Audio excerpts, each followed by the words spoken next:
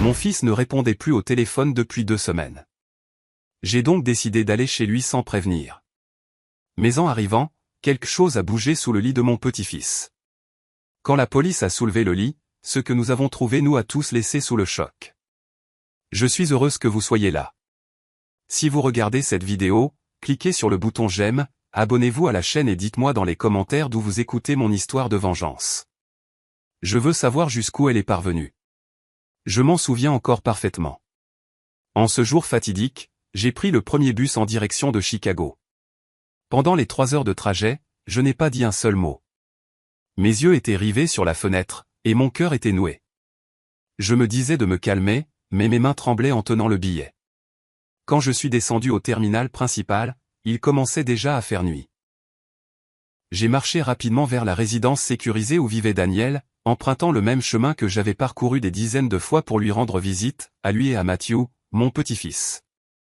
Mais cette fois, chaque pas semblait lourd, comme si je marchais vers un cauchemar. Debout devant la porte en bois familière, j'ai frappé. D'abord doucement, puis avec de plus en plus de force. « Daniel !»« Matthew !» ai-je crié, mais ma voix s'est brisée dans l'air froid. Personne n'a répondu. J'ai posé la main sur la poignée de porte, juste pour tenter ma chance. Mais quand je l'ai tournée légèrement, la porte s'est ouverte en grinçant. Elle n'était pas verrouillée. Mon cœur s'est mis à battre à 1000 à l'heure. Daniel ne laissait jamais la porte déverrouillée. Il était toujours si prudent, surtout quand Matthew était à la maison. J'ai poussé la porte et suis entré, retenant mon souffle comme si le moindre bruit pouvait tout briser en 1 million de morceaux. À l'intérieur, la scène que j'ai vue m'a laissé figé. Le salon était en désordre, comme s'il y avait eu une bagarre. Le canapé était déplacé, comme si quelqu'un l'avait poussé avec rage. Sur le sol, une tasse à café était brisée en 1000 morceaux. Les éclats de porcelaine blanche étaient mêlés à une tache de café sombre et séchée. Je l'ai enjambé, les jambes tremblantes, en essayant de ne pas marcher sur le verre. Dans la cuisine, j'ai vu la bonbonne du distributeur d'eau renversée sur le côté, et plusieurs bouteilles d'eau vide roulées sur le sol, débouchées, comme si quelqu'un les avait bues d'un trait, en désespoir de cause. L'odeur d'humidité et le silence de la maison m'ont glacé le sang. Je suis monté à l'étage, ayant l'impression de traîner une pierre à chaque pas. Mon cœur battait si fort que je pouvais l'entendre marteler dans mes oreilles. J'ai ouvert la porte du bureau de Daniel, vide. Sa chambre était vide aussi. Le lit était encore fait, mais sans aucun signe de vie. Finalement, j'ai atteint la chambre de Matthew. « Matthew, où es-tu, mon chéri ?» ai-je appelé, la voix rauque. Personne n'a répondu. Je suis resté au milieu de la pièce, regardant ses jouets, les briques de Lego, son vieil ours en peluche, et j'ai senti que mon cœur allait se briser. Soudain, un petit bruit est venu de sous le lit. Un bruit de frottement, comme une bouteille en plastique qui roule sur le parquet. Je me suis figé, et un frisson a parcouru tout mon dos. Mon cœur a battu encore plus fort, si fort que j'ai cru qu'il allait sortir de ma poitrine. Il y avait quelque chose sous le lit. Je voulais me pencher pour regarder, mais mes pieds semblaient collés au sol. J'ai reculé d'un pas, agrippant le bord d'un bureau d'une main tremblante pour ne pas tomber. « Matthew » ai-je appelé de nouveau.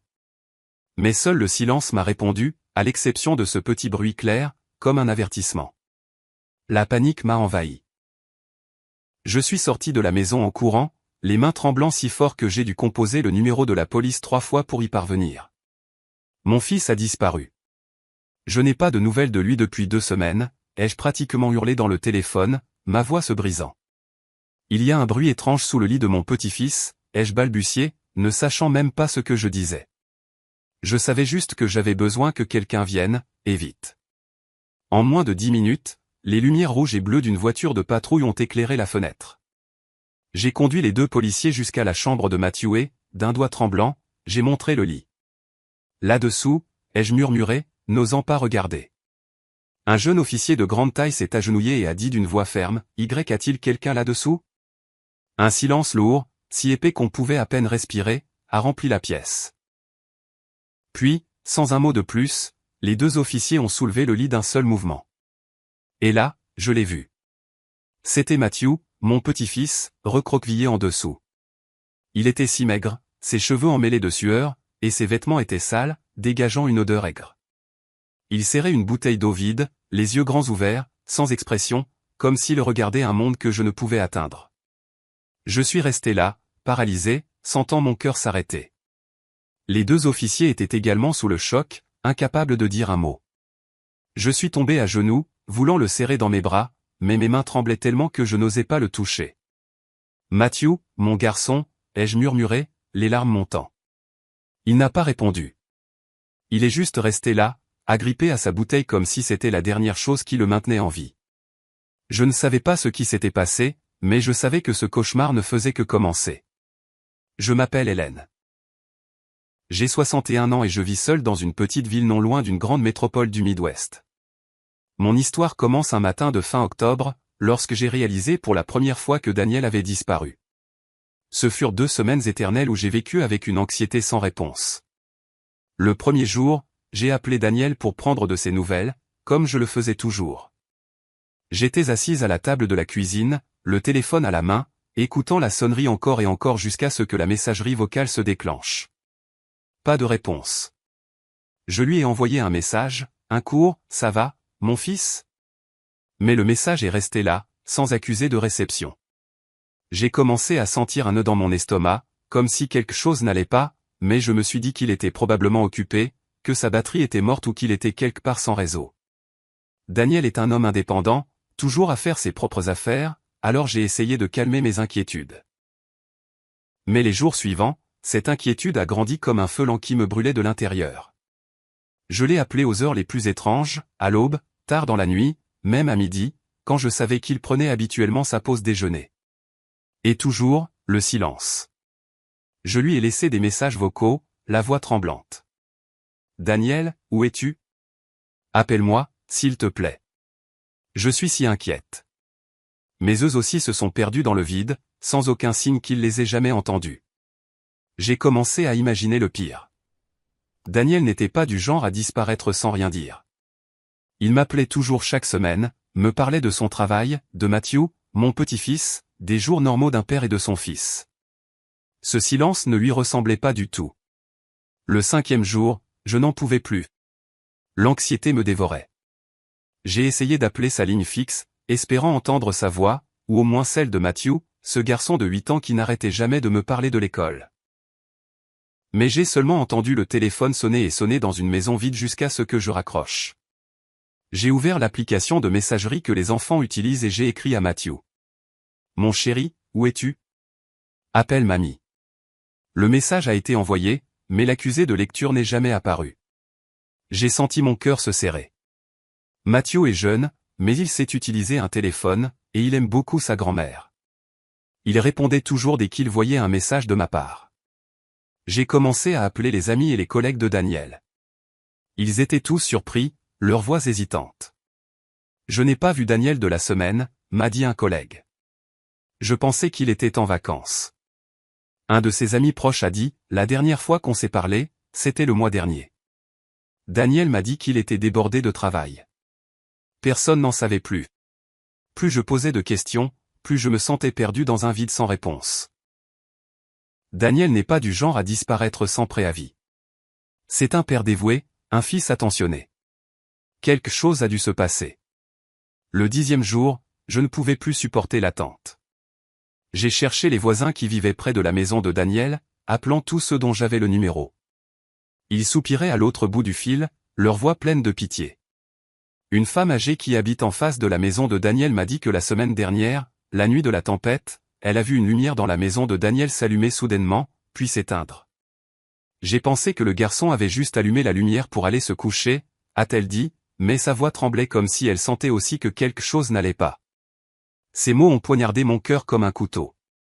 La nuit de la tempête. Une lumière qui s'allume et s'éteint. Quelque chose n'allait vraiment pas. J'en étais sûr. 2 semaines ont passé et tous mes efforts ont été vains. Pas un message, pas un appel, pas un signe. Je ne pouvais plus dormir. Je passais mes nuits à fixer le plafond, imaginant tout. Daniel avait-il eu un accident? A-t-il été kidnappé? Ou voulait-il simplement partir quelque part? Mais non, Daniel ne laisserait jamais Matthew.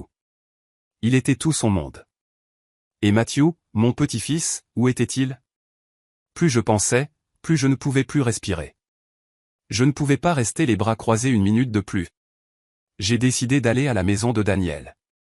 Et ce que j'ai trouvé n'a fait qu'accroître mon angoisse. Maintenant, je suis assise dans la faible lumière d'une chambre d'hôpital, mes mains agrippant le bord de la chaise comme si lâcher prise ferait s'effondrer le monde entier. Matthew était allongé dans le lit, son petit corps presque perdu dans les draps blancs. Un policier l'a porté dans ses bras depuis cette maison froide, et moi, comme une ombre sans âme, j'ai couru après eux. Mes mains tremblaient quand je l'ai touché, voulant le tenir, mais ayant peur de serrer trop fort, peur de lui faire du mal. Matthew n'a pas réagi. Pas un clignement de paupières, pas un soupir. Ses petites mains serraient la bouteille d'eau vide comme si c'était la dernière chose qu'il ancrait à cette vie. La voiture de patrouille a filé à travers les rues sombres de la ville, le son de la sirène résonnant dans la nuit. J'étais assise à côté de Matthew, l'éventant avec un bout de papier que j'avais trouvé dans la maison tout en lui tapotant doucement le dos. « Matthew, mamie est là », ai-je murmuré d'une voix brisée. Mais le garçon est resté comme une statue vivante, les yeux grands ouverts, fixant le vide. Je me demandais ce qui était arrivé à mon petit-fils et à Daniel. Cette maison saccagée, la bouteille d'eau vide et le bruit sous le lit. C'était comme un cauchemar dont je ne pouvais pas me réveiller. À l'hôpital, les médecins et les infirmières ont immédiatement emmené Matthew aux urgences. Je suis resté dehors, les mains pressées contre la porte vitrée, les regardant s'agiter rapidement autour de lui. Le son des machines se mêlait aux voix pressées des médecins. Pas de blessures externes. Malnutrition sévère. Déshydratation sévère. Signe de traumatisme psychologique. Chaque mot était comme un coup de poignard dans le cœur. Traumatisme psychologique. Mon petit-fils de 8 ans, ce garçon qui souriait toujours comme le soleil du matin, était maintenant là, si maigre, comme une feuille sèche qui pourrait s'envoler à tout moment.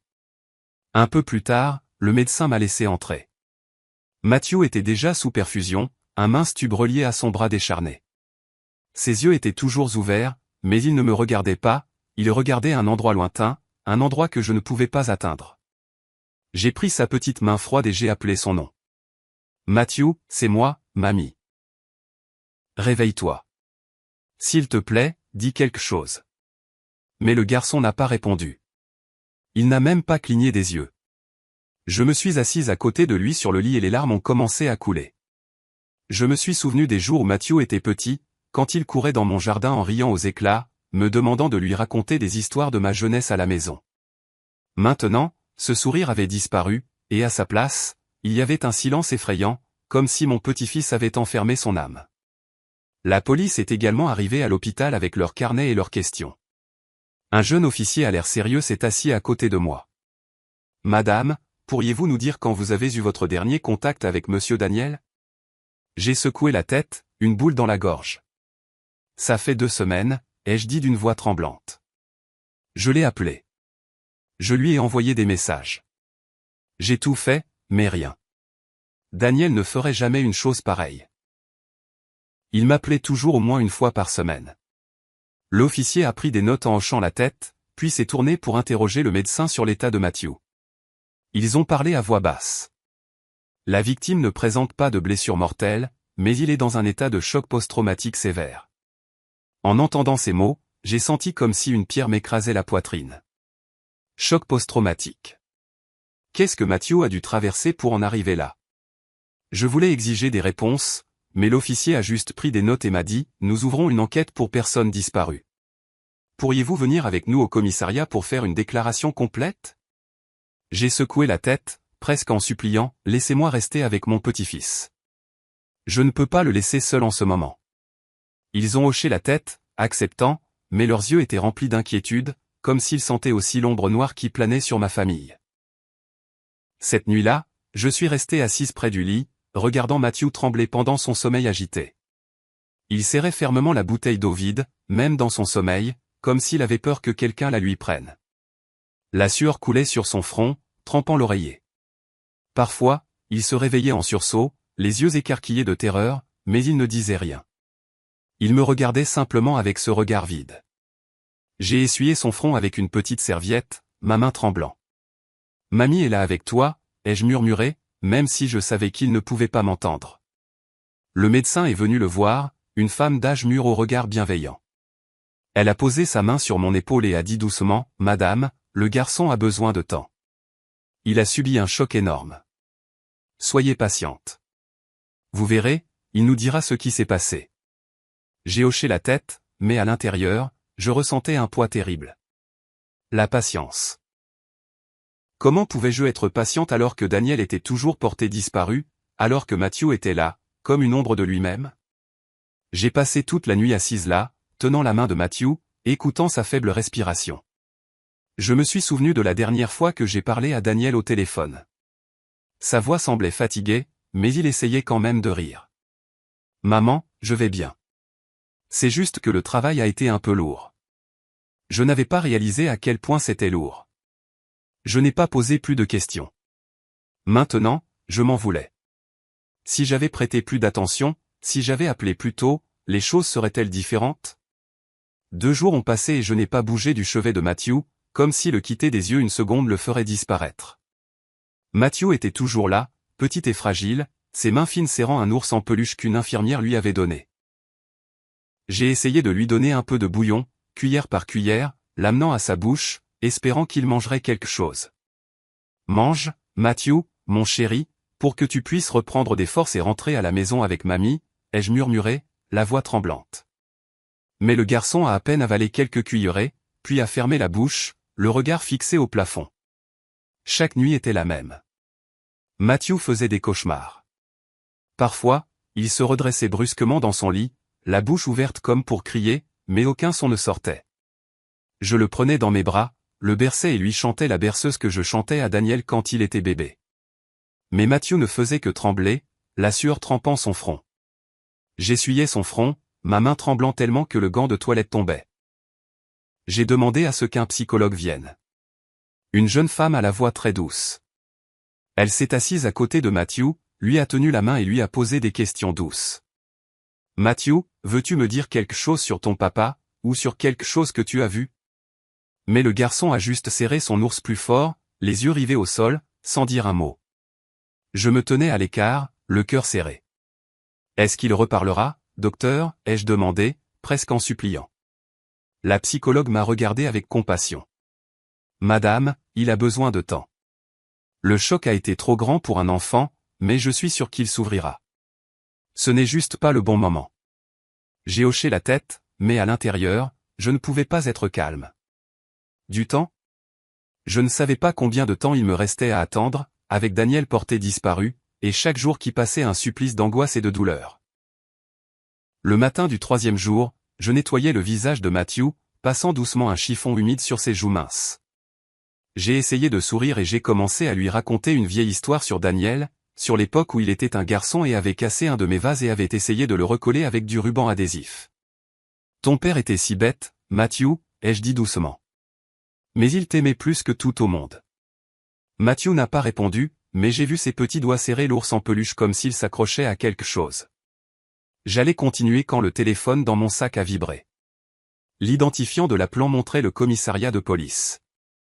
Mon cœur a cogné. Un mauvais pressentiment m'a envahi. J'ai répondu, la main tremblant tellement que j'ai failli laisser tomber le téléphone. La voix du détective à l'autre bout du fil était grave, très différente de son calme habituel. « Madame Hélène, je vais vous demander de vous préparer. Nous venons d'utiliser du luminol pour réexaminer la maison de Monsieur Daniel, et nous avons trouvé une très grande quantité de sang dans le salon. Mes oreilles sont devenues sourdes, comme si le monde était soudainement devenu silencieux. Le gant de toilette dans ma main est tombé au sol. Je ne sentais plus mes propres mains. Du sang, ai-je répété, la voix brisée. Le détective a continué, et chaque mot était comme un couteau dans mon cœur. Il est très probable que nous ayons affaire à un homicide. La scène de crime a été bouclée, en attente des résultats ADN. Je traitais à peine ce qu'il disait, ne comprenant pas entièrement ses mots. Puis, Matthew a tiré fort sur ma manche. Je me suis retourné et j'ai vu ses yeux rouges et remplis de larmes, comme s'il avait tout entendu. Et puis, après tant de jours de silence, Matthew a fondu en larmes, un cri déchirant qui a brisé le calme de la chambre d'hôpital. « Papa, il est mort !» a-t-il hurlé, sa voix faible mais pleine de douleur, comme si son monde entier venait de s'effondrer. Je suis retombé sur la chaise, le serrant de toutes mes forces alors que les larmes coulaient sur mes joues. Non, Matthew. Non, ce n'est pas ça, lui ai-je dit. Mais je ne croyais même pas mes propres mots. Ces quelques mots avaient été comme un coup de marteau sur mon cœur. Les pleurs de Matthew ont été entendus au téléphone, et le détective a dit rapidement, « Madame, calmez-vous. Nous sommes en route pour l'hôpital pour prendre une première déclaration. S'il vous plaît, ne bougez pas de là. » Je n'ai pas répondu. J'ai juste serré Matthew plus fort, laissant mes larmes tremper ses vêtements. Les infirmières et les médecins se sont précipités, sûrement alertés par les pleurs. Une jeune infirmière s'est agenouillée et a posé sa main sur mon épaule. « Madame Hélène, restez calme. Laissez-nous nous occuper du garçon. » Mais j'ai secoué la tête, tenant Matthew encore plus fort. « Non, je dois être là avec lui, » ai-je dit, la voix étranglée. Je ne pouvais pas le quitter. Je ne pouvais pas le laisser seul en ce moment. Pas après qu'il venait de prononcer ces horribles mots. Le médecin a examiné Matthew et lui a donné un sédatif léger pour le calmer. Il a lentement cessé de pleurer, mais ses yeux sont restés rouges, me regardant avec une douleur que je ne pouvais pas apaiser. J'ai caressé ses cheveux en murmurant, « Mamie est là, Matthew. Je ne vais nulle part. » Mais à l'intérieur, j'avais l'impression de tomber dans un abîme. Si Daniel était vraiment... Je n'osais pas finir la pensée. Je me suis souvenu de la dernière fois que j'ai vu mon fils, quand il est venu me rendre visite dans ma ville, m'apportant un gâteau de maïs que j'aime tant. « Maman, prends soin de toi, d'accord » a-t-il dit avec son sourire éclatant. Maintenant, ce sourire ressemblait à un lointain souvenir, effacé par les mots du détective et les pleurs de Matthew. Une heure s'était écoulée depuis l'appel du détective au sujet du sang dans la maison de Daniel, et maintenant ils étaient à l'hôpital avec un enregistreur et un carnet. Un jeune policier, grand et mince, s'est assis près du lit et a dit d'une voix douce mais prudente, « Matthew, peux-tu nous dire, à nous et à ta grand-mère, ce qui s'est passé ?» J'ai senti Matthew trembler dans mes bras, ses petites épaules fines se tendant. Il a baissé la tête, serrant l'ours en peluche dans ses mains, comme s'il s'accrochait à quelque chose pour ne pas sombrer. J'ai caressé ses cheveux et j'ai murmuré, « C'est bon, Matthew. Raconte-nous. Mamie est juste là avec toi. » J'ai essayé de rendre ma voix calme, mais à l'intérieur, j'avais l'impression d'être au bord d'une falaise. J'avais peur de ce qu'il allait dire, mais en même temps, j'avais besoin de connaître la vérité, aussi douloureuse soit-elle. Après quelques minutes de silence, Matthew a légèrement hoché la tête, un mouvement si petit qu'il m'a brisé le cœur. J'ai retenu mon souffle, lui serrant l'épaule, et j'ai écouté chacun de ses mots faibles et brisés, comme si chacun était un morceau fracassé de son âme. Cette nuit-là, il pleuvait très fort, a commencé Matthew, sa voix tremblant, presque un murmure. Je jouais avec mes Legos dans ma chambre, je construisais une tour très haute que papa disait être la plus belle. Et puis la sonnette a retenti, plusieurs fois. Matthew a fait une pause, regardant son ours, le serrant plus fort. J'étais curieux et je suis allé voir. Papa était à la porte, il regardait par le Judas, et son visage était très tendu. Je ne l'avais jamais vu comme ça. Un frisson m'a parcouru l'échine. Daniel était toujours calme. Il savait toujours cacher ses soucis pour protéger Matthew. Qu'est-ce qu'il avait autant effrayé? Matthew a continué, sa voix devenant plus basse. Papa s'est retourné et m'a vu debout là. Il a couru vers moi, s'est agenouillé et a murmuré, « Matthew, va vite sous le lit. Ne sors pas avant que je t'appelle. Tu m'entends ?» J'avais peur, mais papa m'a poussé vers ma chambre en toute hâte. Je suis allé sous le lit, et papa a même tiré la couette pour le couvrir afin que personne ne puisse me voir. J'ai imaginé mon petit garçon, seulement 8 ans, blotti sous le lit dans le noir, ne sachant pas ce qui se passait, et j'ai senti mon cœur se serrer. Par une petite fente dans la couette, a poursuivi Matthew, j'ai vu ma maman entrer avec un homme très grand. Le visage de cet homme était très froid. Il ne disait rien. Il se tenait juste là, les bras croisés derrière ma maman. J'étais figé. Jessica. La maman de Matthew, l'ex-femme de Daniel. Je n'aurais jamais pensé qu'elle reviendrait, ou plutôt qu'elle ne pourrait pas revenir après tout ce qui s'était passé. Matthew a tremblé et sa voix s'est brisée. Ma maman a regardé partout dans la pièce et a demandé, « Où est Matthew ?» J'ai eu si peur. Je pensais qu'elle allait me trouver, mais mon papa lui a dit d'une voix calme, il est allé chez sa grand-mère quand les vacances d'hiver ont commencé. Je savais que papa mentait, mais je n'osais pas bouger. J'ai senti des larmes chaudes couler sur mes joues. L'officier de police n'arrêtait pas d'écrire, son expression sérieuse, mais j'ai vu sa main s'arrêter un instant lorsque Matthew a continué. Ensuite, ma maman a commencé à lui crier dessus. Elle demandait de l'argent à papa. Elle a dit quelque chose à propos d'une dette que papa devait payer s'il ne voulait pas avoir de problème. Mais papa a secoué la tête et ne lui a pas donné d'argent. Il lui a dit qu'elle était allée trop loin, qu'elle l'avait assez dérangé. Entendre cela m'a brisé l'âme. Daniel avait essayé d'échapper à l'ombre de Jessica. Il avait essayé de se construire une nouvelle vie pour lui et Matthew, mais elle était revenue, apportant des problèmes avec elle. Matthew s'est arrêté, respirant lourdement comme si le souvenir le ramenait à cette nuit de terreur. J'ai frotté son dos et j'ai murmuré, « Vas-y doucement, mon chéri. Mamie est là. » Le garçon a pris une profonde inspiration et a continué. « Papa. Ma maman et l'homme grand se sont disputés très fort. Ma maman criait et l'autre homme s'est approché en disant quelque chose comme une menace.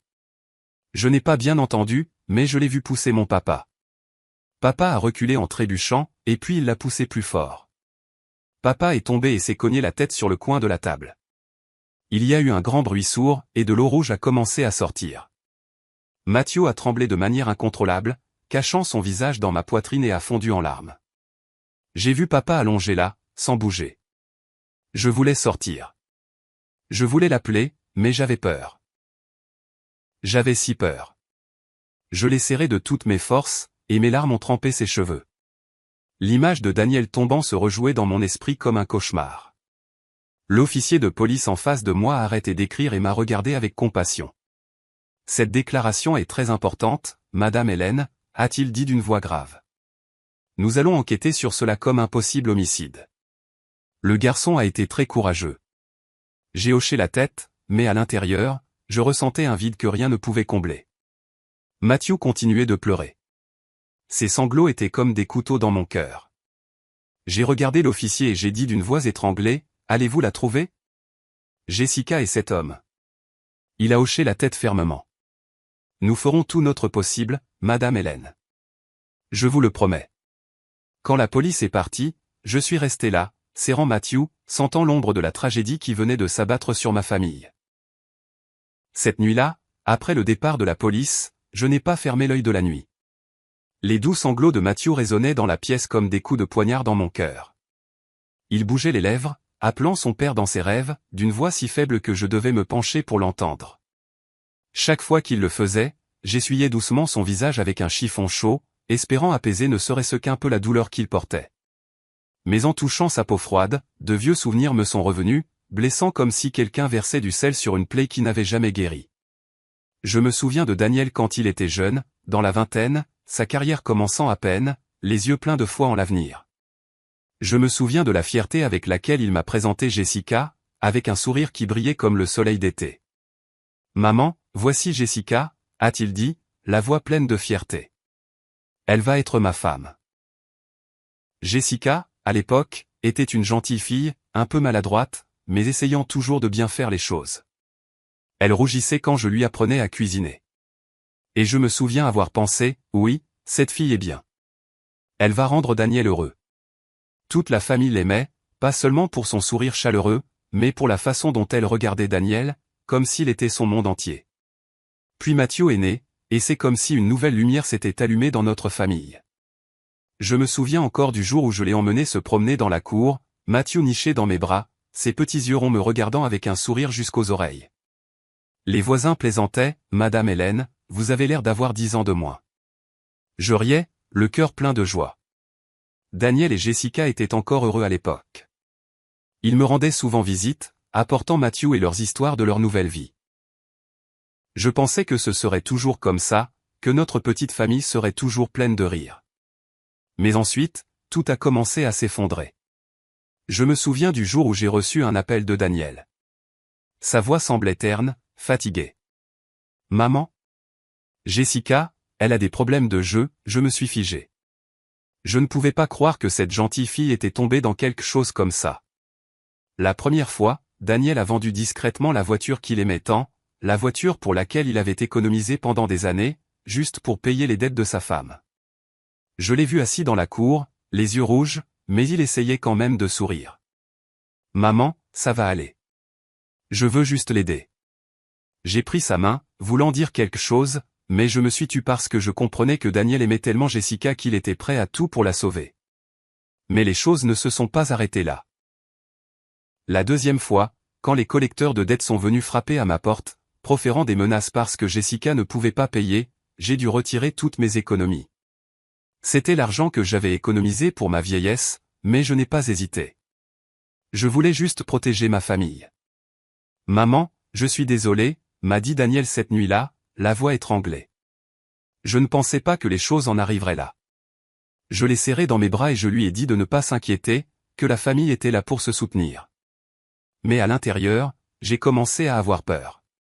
Jessica n'était plus la gentille fille qu'elle était. Chaque jour qui passait, elle changeait davantage. Jessica est devenue irritable, capable de casser des assiettes pour la moindre petite chose. Je me souviens d'une fois où je suis allé leur rendre visite et j'ai vu Matthew blotti dans un coin, les yeux rouges parce que sa mère lui avait crié dessus juste pour avoir renversé un verre de lait. Jessica était là, lui hurlant dessus.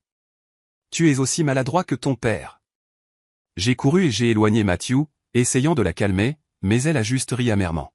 « C'est mon fils. Je sais comment l'élever. » Ces mots ont été comme un coup de poignard dans mon cœur. Matthew ne méritait pas de subir ces accès de rage. J'ai regardé Daniel et je l'ai vu consumé. Ses yeux qui brillaient autrefois ne reflétaient plus que l'épuisement et l'impuissance. De nombreuses nuits, Daniel m'appelait, se confiant à travers les larmes. « Maman, je n'en peux plus, me disait-il, la voix tremblante.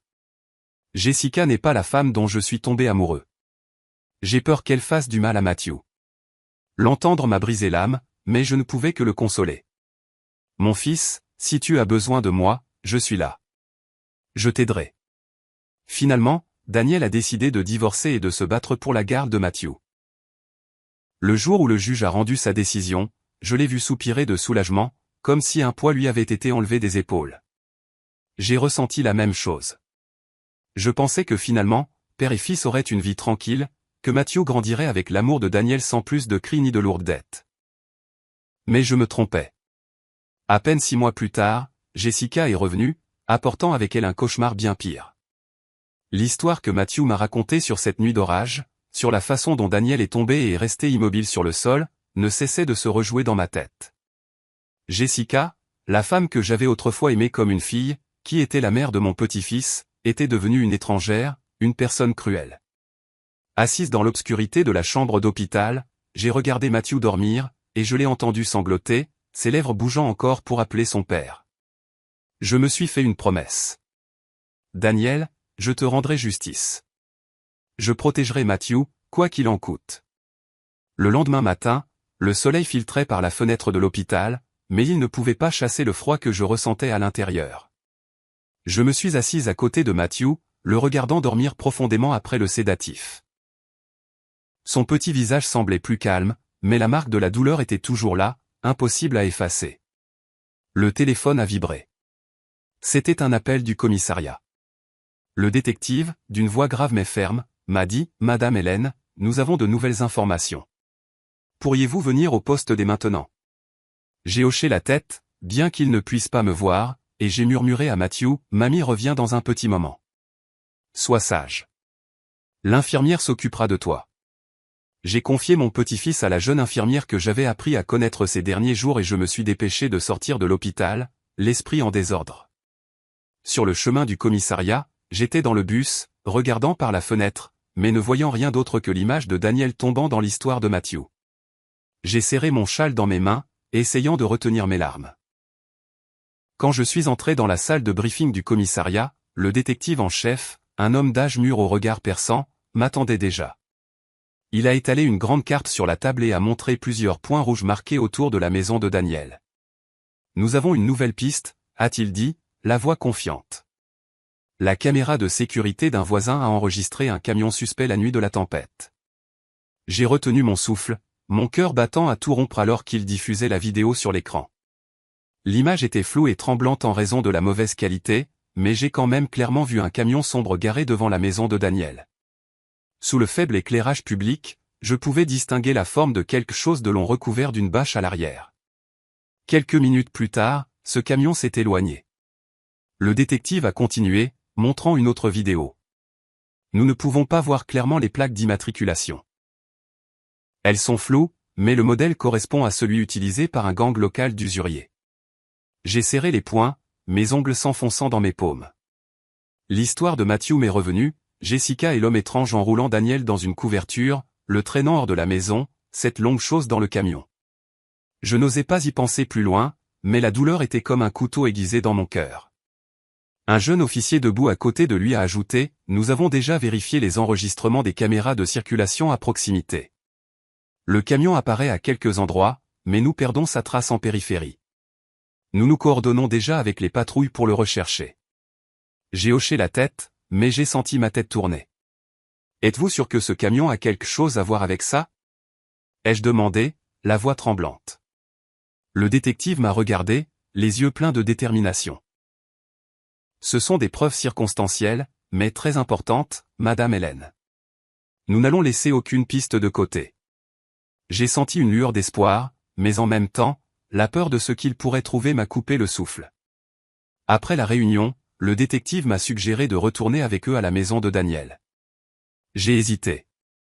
Je ne voulais pas affronter à nouveau cet endroit, mais je savais que je ne pouvais pas fuir. Quand nous sommes arrivés, le ruban jaune de la police bloquait toujours la porte, un rappel du cauchemar qui s'était produit. L'équipe de la police scientifique travaillait à l'intérieur, collectant soigneusement des échantillons, prenant des photos de la scène. Je me tenais sur le porche, le regard fixé sur la tache de café séchée sur le sol du salon, où quelques jours auparavant j'étais entré et j'avais tout trouvé détruit. Cette tache de café, ainsi que les morceaux de la tasse, étaient comme une cicatrice qui ne guérirait jamais dans mon esprit. Soudain, une voisine âgée, Madame Rose, s'est approchée, s'appuyant sur sa canne, et m'a murmuré comme si elle avait peur que quelqu'un l'entende, « Hélène, la nuit de la pluie, j'ai entendu une très forte dispute chez Daniel, des cris, le bruit de meubles qui bougent. Je voulais appeler la police, mais j'avais peur. Peur d'avoir des ennuis. » La femme a baissé la tête, les yeux pleins de culpabilité. J'ai pris sa main et j'ai dit d'une voix étranglée, « Merci de me le dire. Pouvez-vous le dire à la police maintenant ?» Madame Rose a hoché la tête, et je l'ai emmené voir le jeune officier. Il a tout noté soigneusement, l'a remercié et a promis d'enquêter davantage. J'ai regardé Madame Rose s'éloigner, le cœur lourd. Je m'en voulais, me demandant si j'étais arrivé plus tôt, si les choses auraient été différentes. Avant de partir, le détective m'a tapoté doucement l'épaule et a dit à voix basse, « Nous allons retrouver ce camion, Madame Hélène. Ayez confiance. » J'ai hoché la tête. Mais à l'intérieur, je ne savais pas s'il me restait de la force pour espérer. J'ai quitté la maison. Le soleil brillait, mais mon cœur était nuageux, comme s'il allait pleuvoir. Quelques jours après avoir entendu la terrible histoire de Matthew, j'ai reçu un appel du commissariat. La voix du détective semblait aussi grave que jamais, mais avec une pointe d'urgence. « Madame Hélène, nous avons trouvé l'adresse de l'immeuble où vivait Jessica. Voulez-vous venir avec nous ?» J'ai regardé Matthew, qui était assis sur le lit d'hôpital, serrant son ours en peluche et regardant par la fenêtre d'un air perdu. Je ne voulais pas le quitter, mais je savais que je devais y aller. S'il y avait le moindre indice sur Jessica, sur ce qui était arrivé à Daniel, je devais le voir de mes propres yeux. « J'arrive », ai-je répondu, la voix tremblante. J'ai de nouveau confié Matthew à la jeune infirmière, lui ai caressé les cheveux et j'ai murmuré, « Mamie ne sera pas longue, Matthew. Sois sage. Je reviens tout de suite. » Le garçon a hoché la tête faiblement, mais son regard est resté vide, comme s'il était dans un endroit que je ne pouvais pas atteindre. La ruelle menant à l'immeuble de Jessica se trouvait dans un coin oublié de la ville, où les murs écaillés sentaient l'humidité et les gaz d'échappement. Je marchais aux côtés de 2 policiers, mais pas lourd sur le chemin boueux. Mon cœur battait à tout rompre, non pas d'épuisement, mais de peur de ce que j'allais trouver. Quand nous sommes arrivés, la propriétaire de l'immeuble, une femme d'âge mûr au visage acariâtre, était assise à l'entrée en fumant une cigarette. Dès qu'elle a vu la police, elle a soupiré d'agacement, comme si elle était habituée à ce genre de problème. « Cette Jessica » a-t-elle dit d'une voix méprisante, « elle est partie il y a environ 2 semaines, a rendu la clé et s'est enfuie. » Ces mots ont été comme un coup à la poitrine. Il y a 2 semaines, exactement au moment où Daniel a disparu, où sa maison est devenue une scène de chaos.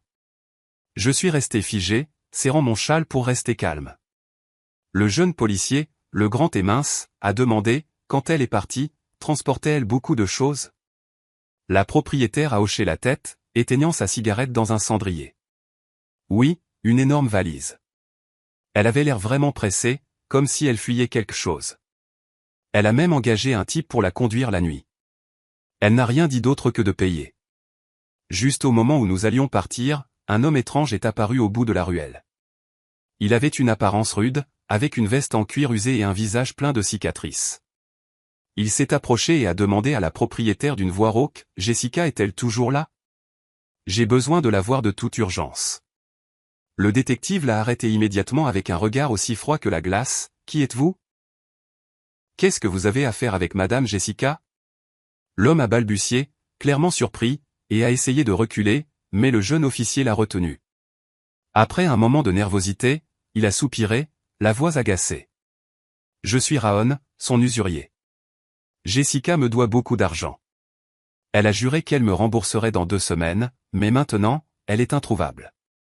La police et moi nous sommes regardés. Personne n'a rien dit, mais je savais que nous pensions tous la même chose. Le moment où Jessica s'est enfuie, le moment où Daniel a disparu, et maintenant la promesse d'une grosse somme d'argent, tout s'emboîtait d'une manière terrifiante. » Le jeune officier a marmonné, comme s'il se posait la question à lui-même, pourquoi serait-elle si sûre d'avoir une grosse somme d'argent dans 2 semaines si elle était si désespérée avant qu'elle a dû chercher son ex-mari? Cette question a été comme un couteau dans mon cœur. Un mauvais pressentiment grandissait en moi, froid et cruel, me faisant trembler. Il y avait quelque chose de plus sombre derrière tout cela, et je craignais que la vérité ne soit encore plus douloureuse que ce que j'avais déjà imaginé. Cette nuit-là, je me suis assise près du lit de Matthew. La faible lumière du couloir de l'hôpital illuminait son visage endormi. Il serrait toujours son ours en peluche comme si c'était la seule chose qui l'ancrait à ce monde. J'ai pris sa main, sentant la faible chaleur de ses doigts fins, et j'ai essayé de me calmer. Mais alors, comme un éclair dans le noir, un vague souvenir a refait surface dans mon esprit, faisant battre mon cœur à toute allure. Il y a de nombreuses années, quand Daniel et Jessica étaient encore heureux, Daniel m'a fièrement montré une police d'assurance vie qu'il avait souscrite. « Maman, je veux protéger ma famille », m'a-t-il dit avec son sourire radieux. S'il m'arrive quelque chose, Jessica et Matthew n'auront rien à craindre. L'unique bénéficiaire à cette époque était Jessica. Et maintenant, en y pensant, je réalise que Daniel n'a jamais mentionné avoir changé le nom du bénéficiaire après leur divorce. Ce souvenir a été comme un coup de poignard dans mon cœur. Jessica, avec son énorme dette et son désespoir, aurait-elle pu jeter son dévolu sur Daniel pour l'argent de l'assurance? J'ai commencé à trembler, non pas de froid, mais d'une horrible prémonition qui m'étouffait. J'ai regardé Matthew. Je l'ai vu sangloter dans son sommeil, ses lèvres bougeant pour appeler son père. Je ne pouvais plus rester immobile une seconde de plus. Le lendemain matin, j'ai appelé le détective, la voix tremblante. Je me suis souvenu de quelque chose. Daniel avait une police d'assurance vie et Jessica était l'unique bénéficiaire. Pouvez-vous enquêter là-dessus? Il est resté silencieux un moment, puis a répondu, « Merci, Madame Hélène. » Cela pourrait être une piste clé. Nous allons nous rendre à la maison de Monsieur Daniel dès maintenant. J'ai confié Matthew à l'infirmière, lui demandant de ne pas le laisser seul, et je suis allé avec la police à la maison de Daniel. En entrant, le ruban jaune était toujours sur la porte, un rappel du cauchemar. L'équipe de la police scientifique était déjà partie, laissant la maison froide et silencieuse. Le détective m'a emmené, moi et un jeune officier, dans le bureau de Daniel, où il avait l'habitude d'organiser ses papiers. Ils ont fouillé le classeur, vérifiant chaque dossier, tandis que je restais là, serrant mon châle, un nœud dans l'estomac. Après plus d'1 heure, le jeune officier s'est exclamé, « Je l'ai trouvé ». Il tenait un dossier bleu ouvert. Il l'a examiné et l'a passé au détective. Ce dernier l'a parcouru des yeux, puis a tapoté légèrement le dossier contre le bureau et a dit avec une colère contenue, « Le voilà, le mobile ». J'ai regardé le papier et j'ai vu le nom de Jessica imprimé clairement dans la section du bénéficiaire. Mon pressentiment était juste. Daniel, par amour et par responsabilité, avait involontairement laissé le champ libre à Jessica pour en profiter. Je me suis effondré sur une chaise, les larmes coulant sur mes joues. « Pourquoi ne l'as-tu pas changé, Daniel ?» ai-je murmuré, la voix étranglée. « Pourquoi lui as-tu donné cette chance ?» le détective a posé une main sur mon épaule et a dit gravement, « Madame Hélène, si Daniel était mort dans un accident, Jessica aurait reçu tout l'argent de l'assurance. Avec cette somme, elle aurait pu rembourser toutes ses dettes et vivre confortablement. C'est probablement la raison pour laquelle il a disparu. » Ces mots ont été comme un coup de marteau sur ma tête. J'ai serré les poings, une immense rage montant dans ma poitrine. Jessica était devenue un monstre, prête à prendre la vie de Daniel pour de l'argent. Je me suis souvenu de son visage quand elle était jeune, quand elle souriait joyeusement à côté de Daniel, et je me suis demandé ce qu'il avait autant changé. L'ambition, le désespoir, ou était-ce simplement une personne qui s'était perdue? Cet après-midi-là, quand je suis retourné à l'hôpital, le téléphone a de nouveau sonné. C'était le détective. Sa voix semblait plus urgente. « Madame Hélène, nous venons de recevoir des nouvelles de l'équipe d'enquête. Ils ont trouvé un entrepôt de produits surgelés abandonné en périphérie, un endroit que le gang d'usuriers utilise pour ses activités illégales. Nous avons déjà envoyé une équipe spéciale là-bas. J'ai senti mon cœur battre comme un tambour de guerre. « Que soupçonnez-vous » ai-je demandé, la voix tremblante. Il a hésité. « Nous ne sommes pas sûrs, mais il est possible que nous trouvions un indice sur Monsieur Daniel. » Je me suis assise près du lit de Matthew. Mes mains tremblaient tellement que je ne pouvais pas tenir un verre d'eau. Cette nuit-là, alors que Matthew dormait déjà, le téléphone a sonné une fois de plus. J'ai répondu, la main tremblant tellement que j'ai failli le laisser tomber. La voix du policier à l'autre bout du fil était hésitante, comme s'il choisissait ses mots avec beaucoup de soin. « Madame Hélène, nous avons trouvé un corps, un homme caché dans l'entrepôt de produits surgelés. Nous soupçonnons que c'est Monsieur Daniel. » Je me suis effondré, une boule dans la gorge, incapable de dire un mot. Mon monde s'est écroulé. Daniel, la personne que j'aimais le plus, n'était plus qu'un corps dans un entrepôt froid. Je voulais crier que ce n'était pas vrai. Mais seules les larmes sont sorties. « Êtes-vous sûr » ai-je murmuré, la voix brisée. « Nous avons besoin que vous veniez l'identifier » a-t-il répondu, la voix pleine de pitié. « Mais s'il vous plaît, préparez-vous. » Le lendemain matin, je suis allé avec la police à la morgue, ressentant une peur terrible qui me serrait le cœur. En chemin, assise à l'arrière de la voiture de patrouille, j'ai serré mon châle et j'ai regardé par la fenêtre, ne voyant rien d'autre que le visage de Daniel.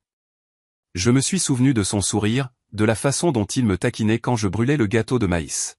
« Maman, si tu ouvres une boulangerie, je serai ton premier client, » disait-il, la voix joyeuse. Maintenant, ce sourire n'était plus qu'un souvenir, et j'étais sur le point d'affronter une vérité que je ne voulais pas croire. Quand la voiture s'est arrêtée devant la morgue, je suis sorti, ayant l'impression de marcher dans un rêve. Le jeune policier, celui qui avait été avec moi ces derniers jours, a posé une main sur mon épaule et a dit doucement, « Madame Hélène, êtes-vous prête ?» J'ai hoché la tête, bien qu'à l'intérieur je savais que je ne serais jamais prête. La porte de la chambre froide s'est ouverte, et un air glacial sentant les produits chimiques m'a frappé le visage, me faisant frissonner. Le drap blanc recouvrant la civière a été lentement retiré, et j'ai alors vu le visage de Daniel. Bien qu'il soit pâle, bien qu'il ait été changé par le temps et la mort, j'ai reconnu mon fils instantanément. Ses sourcils épais, son nez droit et les lèvres que j'ai embrassées tant de fois quand il était bébé. C'était toujours mon Daniel.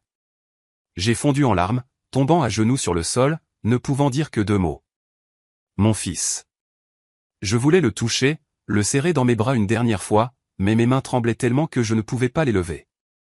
Le jeune policier m'a aidé à me relever, la voix pleine de chagrin. « Nous sommes vraiment désolés, Madame Hélène. Veuillez vous asseoir ici. » Mais je ne voulais pas m'asseoir. Je ne voulais rien faire d'autre que de crier au monde pourquoi mon fils avait dû partir comme ça. Quand je me suis un peu calmé, le médecin légiste, un homme d'âge mûr à la voix grave, s'est approché.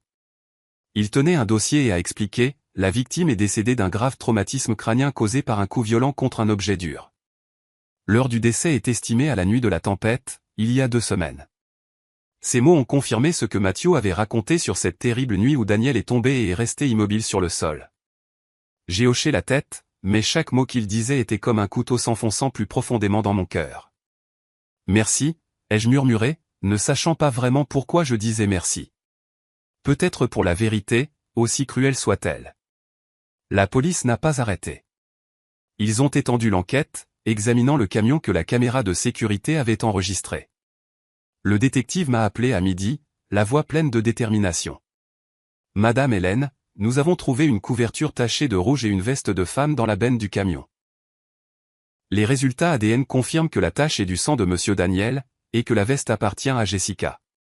Je me suis effondré sur une chaise dans le couloir de l'hôpital, les mains sur la poitrine. Toutes les pièces éparses s'assemblaient maintenant, formant une image du crime si claire qu'elle en était glaçante. Jessica l'avait vraiment fait. Elle avait pris la vie de Daniel. En utilisant la déclaration de l'usurier que nous avions trouvée à l'immeuble, la police a rapidement arrêté l'homme inconnu qui accompagnait Jessica cette nuit-là. Ils m'ont invité au commissariat pour regarder l'interrogatoire de l'extérieur, à travers une vitre sans teint. L'homme à l'apparence rude a d'abord tout nié en grognant « Je ne sais rien. Je suis juste allé avec elle ».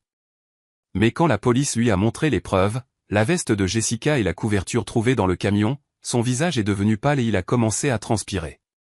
Le détective lui a dit d'une voix dure « Vous pensez que nous ne savons pas ? Vous l'avez aidé à cacher le corps.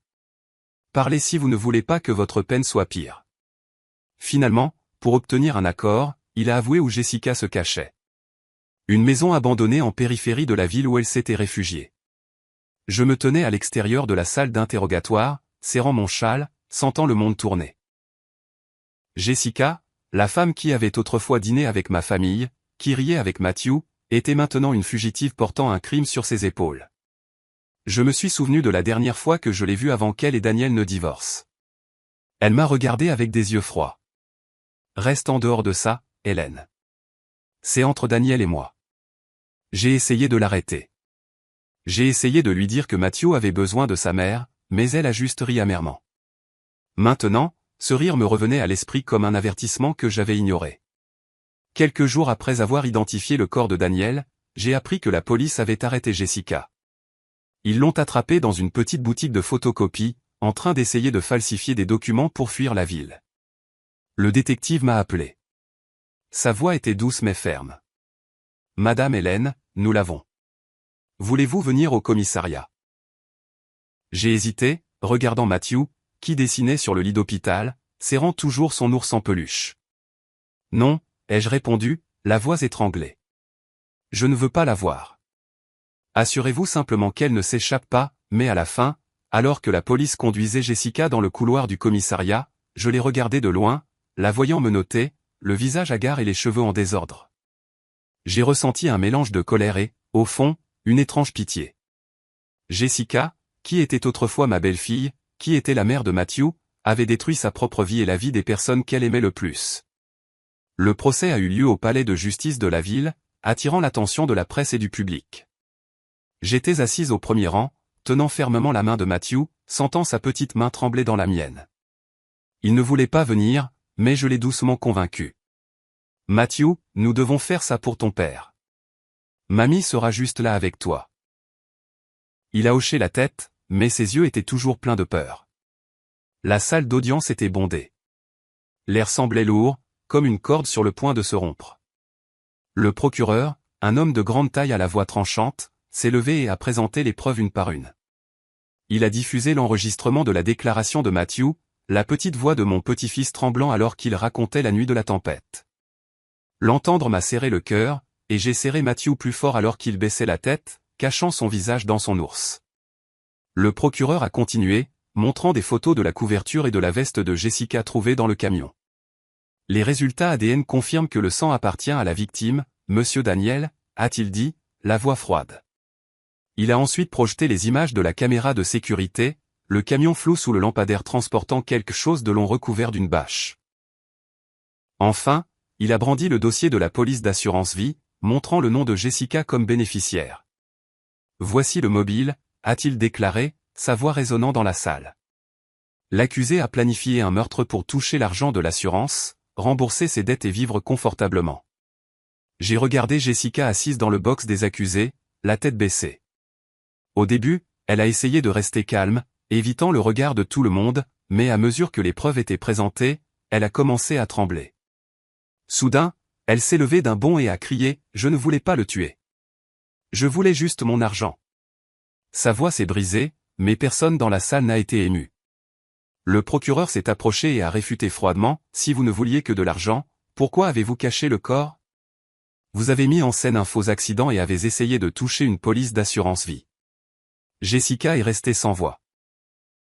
Ses lèvres ont bougé, mais aucun son n'est sorti.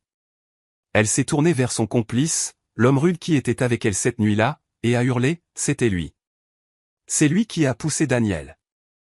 L'homme s'est immédiatement levé, le visage rouge de fureur, et l'a pointé du doigt. C'est toi qui as tout planifié. J'ai juste fait ce que tu m'as dit. Tu m'as dit de le pousser, de t'aider à cacher le corps. L'atmosphère dans la salle d'audience est devenue tendue. Les murmures de la foule ressemblaient à une vague. J'ai serré Matthew, le sentant trembler. Mamie, a-t-il murmuré, sa voix faible. C'était de ma faute, n'est-ce pas? J'ai caressé ses cheveux, essayant de ne pas pleurer. Ce n'était pas ta faute, Matthew. Ta maman a fait une erreur, et elle va devoir payer pour ça. Mais à l'intérieur, je savais que ces mots ne pouvaient pas guérir la blessure dans l'âme de Matthew. Après des heures de délibération, la juge, une femme au regard sérieux, s'est levée pour rendre le verdict. Sa voix était claire et ferme. L'accusée, Jessica, est reconnue coupable de meurtre au premier degré et de fraude et est condamnée à la réclusion à perpétuité sans possibilité de libération conditionnelle. Le complice est reconnu coupable de complicité de meurtre et de recel de cadavres, et est condamné à 20 ans de prison.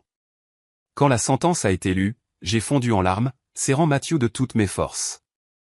Mes larmes n'étaient pas seulement pour la douleur de perdre Daniel, mais aussi pour le soulagement que la justice ait enfin été rendue. Matthew a caché son visage dans ma poitrine, pleurant de manière incontrôlable. Et je ne pouvais que lui frotter le dos, en murmurant, c'est fini, mon garçon. Ton père peut enfin reposer en paix. Quelques semaines plus tard, j'ai décidé de fermer définitivement la maison de Daniel. Je ne pouvais pas retourner dans cet endroit, qui était autrefois rempli des rires de mon fils et de mon petit-fils, et qui n'était plus qu'un souvenir douloureux. J'ai emmené Matthew vivre avec moi dans ma petite ville. Je l'ai inscrit en thérapie, espérant que les blessures de son cœur guériraient lentement. Chaque nuit, je m'assois à ses côtés et je lui raconte des histoires sur Daniel quand il était un garçon, sur la façon dont il voulait toujours que je sois fier de lui. Ton père t'aimait tellement, Matthew, dis-je en caressant ses cheveux. Et mamie aussi. Cette nuit-là, je me suis assise près de la fenêtre avec Matthew endormi dans mes bras. Le clair de lune entrait, doux comme un réconfort. J'ai levé les yeux vers le ciel et j'ai murmuré, mon fils, je te promets que j'élèverai et protégerai Matthew pour toi. La justice a été rendue. Des larmes ont coulé sur mes joues, mais j'ai ressenti un peu de paix, comme si Daniel était quelque part, souriant en me regardant. J'ai serré Matthew, sachant que bien que la douleur de perdre mon fils ne disparaîtra jamais, je l'ai encore lui, et je passerai le reste de ma vie à prendre soin de lui, tout comme Daniel l'a fait. Après tout ce que nous avons traversé, du fond du cœur, je veux vous dire, à vous qui avez suivi mon histoire jusqu'à ce moment, que l'amour et le soin que l'on porte à sa famille ne devraient jamais être tenus pour acquis. Un seul oubli peut mener à une tragédie sans retour possible. L'ambition et la trahison peuvent transformer vos proches en étrangers, mais la justice parlera toujours si vous êtes persévérant jusqu'à la fin. J'ai appris que la vraie force vient quand on se lève pour protéger ceux qu'on aime, même au milieu de la douleur la plus profonde. Et surtout, la perte m'a appris à valoriser chaque seconde passée ensemble, car l'amour de la famille est l'héritage le plus précieux que nous laissons aux générations futures. L'histoire que vous venez d'entendre a eu ses noms et lieux changés pour protéger l'identité des personnes impliquées. Nous ne la racontons pas pour juger, mais dans l'espoir que quelqu'un l'écoutera et s'arrêtera pour penser au nombre de mères qui souffrent en silence au sein de leur propre foyer. Je me demande vraiment, si vous étiez à ma place, que feriez-vous? Choisiriez-vous le silence pour préserver la paix ou oseriez-vous tout affronter pour retrouver votre propre voie? J'aimerais connaître votre opinion, car chaque histoire peut devenir une lumière qui éclaire le chemin des autres. Que Dieu vous bénisse tous et je suis sûr que le courage nous mènera vers des jours meilleurs. Merci d'avoir été avec moi jusqu'à ce moment.